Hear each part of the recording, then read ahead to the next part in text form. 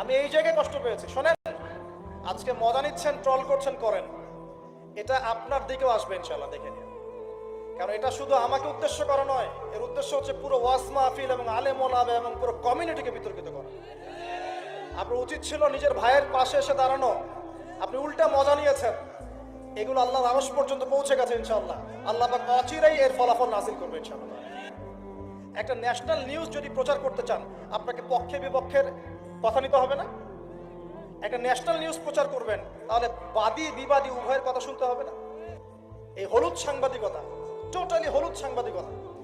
এর পিছনে কি উদ্দেশ্য? উদ্দেশ্য হচ্ছে এক নাম্বার ওয়াজ মাহফিলকে বিতর্কিত করা, নাম্বার ওয়ান।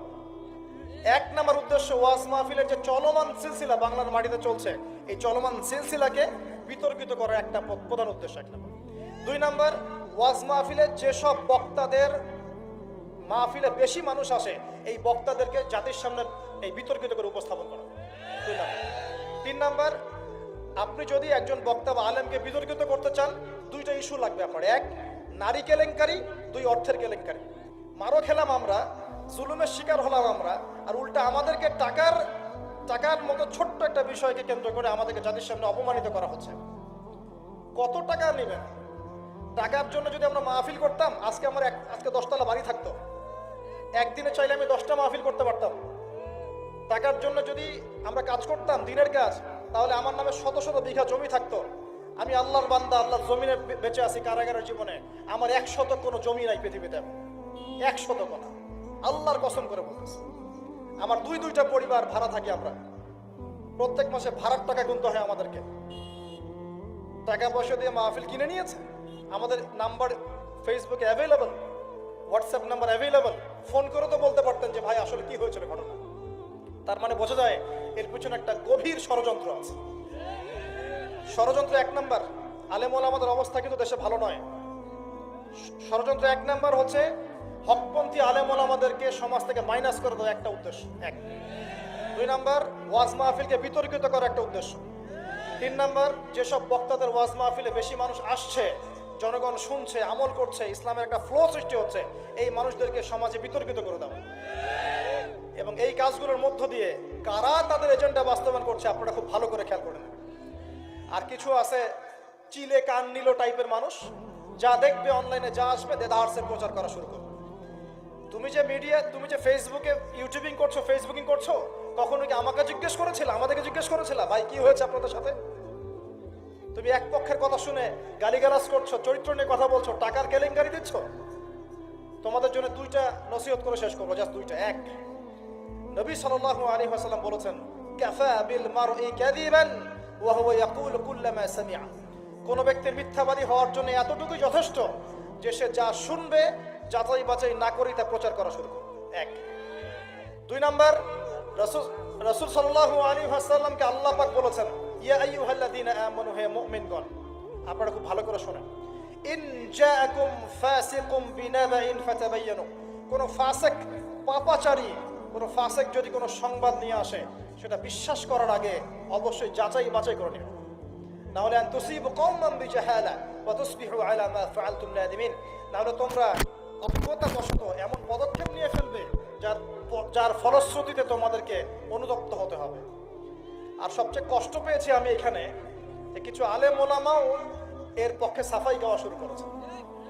আমি এই জায়গায় কষ্ট পেয়েছি। শোনেন, আজকে মজা নিচ্ছেন, ট্রল করছেন, করেন, এটা আপনার দিকেও আসবে ইনশাআল্লাহ, দেখে নিন। কারণ এটা শুধু আমাকে উদ্দেশ্য করা নয়, এর উদ্দেশ্য হচ্ছে পুরো ওয়াজ মাহফিল এবং আলেম ওলামা এবং পুরো কমিউনিটিকে বিতর্কিত করা। আপনার উচিত ছিল নিজের ভাইয়ের পাশে এসে দাঁড়ানো, আপনি উল্টা মজা নিয়েছেন। এগুলো আল্লাহর আরশ পর্যন্ত পৌঁছে গেছে ইনশাআল্লাহ। আল্লাহ পাক অচিরেই এর ফলাফল নাযিল করবে ইনশাআল্লাহ।